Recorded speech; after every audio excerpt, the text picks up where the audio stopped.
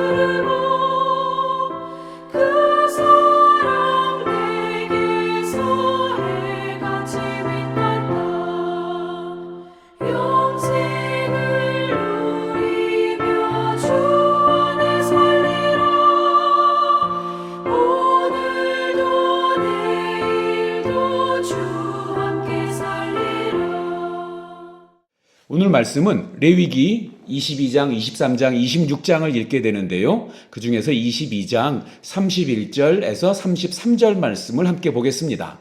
레위기 22장 31절에서 33절입니다. 제가 봉독하겠습니다. 너희는 내 계명을 지키며 행하라. 나는 여호와이니라. 너희는 내 성호를 속되게 하지 말라. 나는 이스라엘 자손 중에서 거룩하게 함을 받을 것이니라. 나는 너희를 거룩하게 하는 여호와여, 너희의 하나님이 되려고 너희를 애굽 땅에서 인도하여 낸 자니 나는 여호와이니라. 아멘.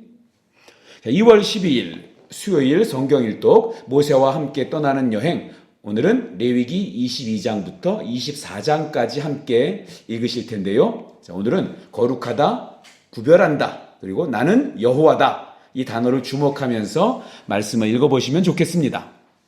레위기에 흐르는 핵심 단어 중 하나가 거룩함입니다. 그리고 거룩함이라는 말은 구별되다 라는 말로 연결이 됩니다. 그러니까 내가 하나님의 백성이라는 것을 의식하면서 지금 믿지 않는 사람들, 저 이방인들과 구별된 삶을 살라는 거죠. 요즘 시대로 이야기하면 티내고 살라는 것입니다. 요즘 예수 믿는 티 안 내려고 많이 그러죠. 그런데 내가 예수 믿는다는 거 티내고 살자는 것입니다. 오늘 22장은 여호와께 드리는 성물에 관하여 말하고 있는데요. 먼저 그것을 먹는 것에 대해서 말합니다. 일반인들은 성물을 먹지 못한다고 말씀하십니다. 아론과 그의 아들 그리고 그의 자손 중에서도 거룩하지 않은 상태에서는 여호와께 거룩하게 구별해서 드린 성물을 먹지 말라고 하십니다. 그리고 반복적으로 나는 여호와이니라 라고 말씀하시죠. 이 성물에 대한 두 번째 부분에서는 하나님께 예물을 드리는 경우에 흠없는 짐승을 반드시 가져와 드려야 된다고 이야기하고 있습니다. 이 사실은 하나님께 예물을 드리는 경우에 쓰고 남은 거, 또 이 짐승 중에서 이렇게 발라서 팔지도 못하는 그런 이렇게 상처 입은 그런 흠 있는 그런 짐승을 가져와서 제물로 드리지 말라는 것입니다. 내게 불필요한 거, 쓰고 남는 거 드리는 것이 아니라 반드시 최고의 것, 우선적으로 드려야 한다는 것입니다. 25절에는 특별히 하나님께 드리는 예물을 하나님의 음식이라고 표현하고 있습니다. 이 예물이 하나님의 음식이라는 말은 이 글자 그대로 문자적인 표현이 아니라 상징적인 표현입니다. 문자적으로 하나님께서 이 예물을 직접 드신다는 뜻이 아닙니다. 하나님이 드시는 것은 제물 그 자체가 아니라 제물을 드리는 사람의 마음입니다. 제물을 드리는 사람의 마음에 담겨 있는 감사, 그 헌신, 순종, 충성, 그것을 마치 하나님이 맛있는 음식처럼 기쁘게 받으신다는 것입니다. 그런데 우리는 얼마나 하나님께 우리의 좋은 것, 최고의 것을 올려드리고 있나요?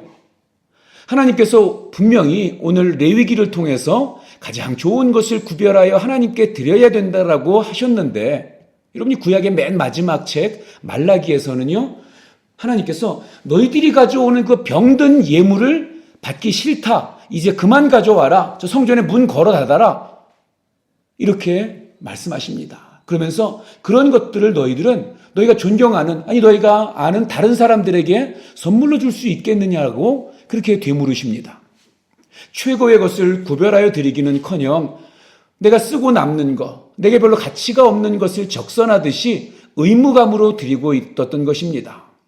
오늘을 사는 저와 여러분의 신앙의 모습에도 혹시 이러한 모습들이 있지는 않나요? 오늘 말씀을 통해서 되돌아보고 하나님을 경외하는 마음을 회복하시기를 바랍니다. 23장에서는 이스라엘이 지켜야 하는 절기에 대해서 말씀하십니다. 유월절, 무교절, 초막절, 그리고 안식일.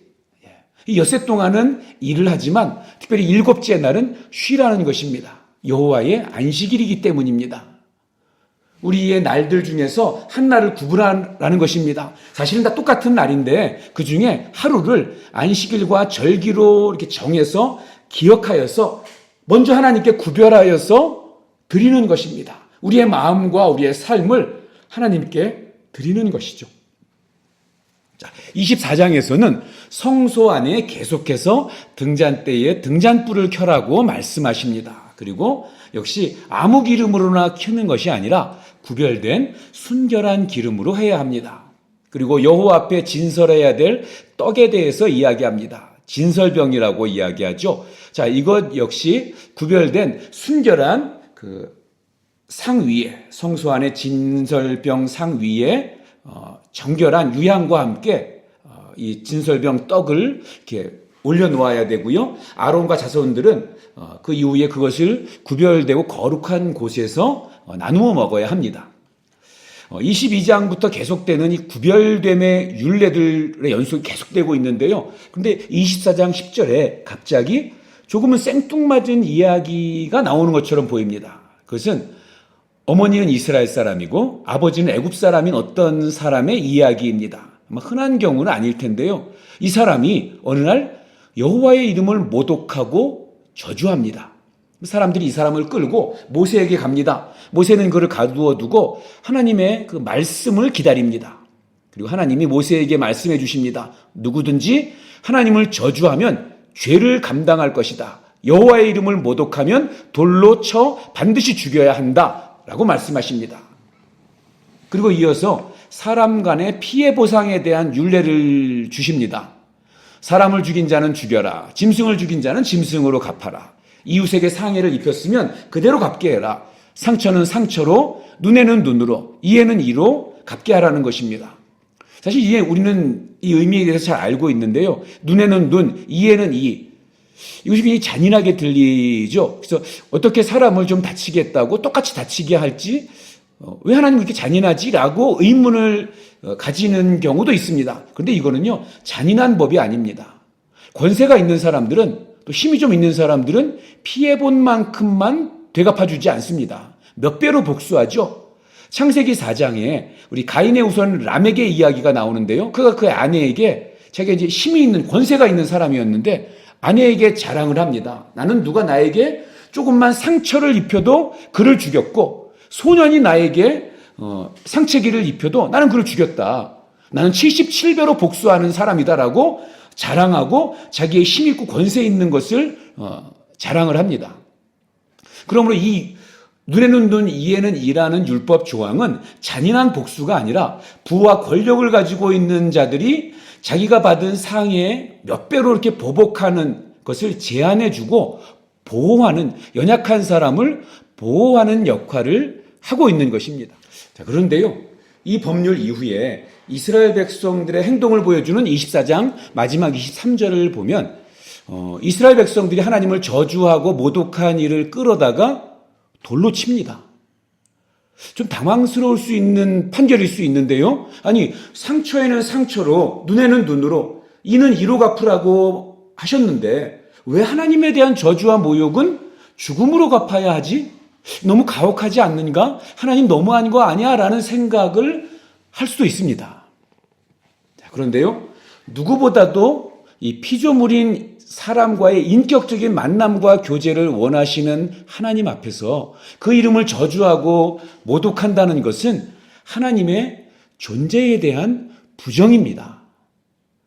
인간을 너무 사랑하셔서 창조주이시지만, 전능하신 하나님이시지만 스스로 제한하고 낮아지셔서 이스라엘 백성들 찾아오시고 그들의 하나님 되어주시고 애굽에서 건져내시고 구원해 주신 하나님이신데, 그런데 그 하나님에 대한 모욕과 저주는 불신앙에 대한 표현이고요, 그들을 인도해낸 하나님에 대한 모욕입니다. 하나님께서는 그래서 그토록 단호하셨던 것입니다.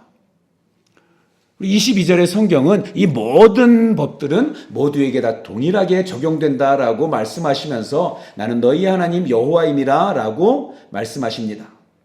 자, 여기서 우리가 또 한 가지 유념해서 볼 만한 것이 있는데요. 자, 성경은 하나님의 이름을 저주한 사람의 이름을 밝히고 있지 않습니다. 또 그의 아버지 이름 이야기하지 않습니다. 애굽 사람이었죠. 그런데요, 굳이 그 사람의 어머니에 대해서는 그가 어느 지파 누구인지 우리 이름부터 해서 가문에 이르기까지 상세하게 우리 설명을 하고 있습니다.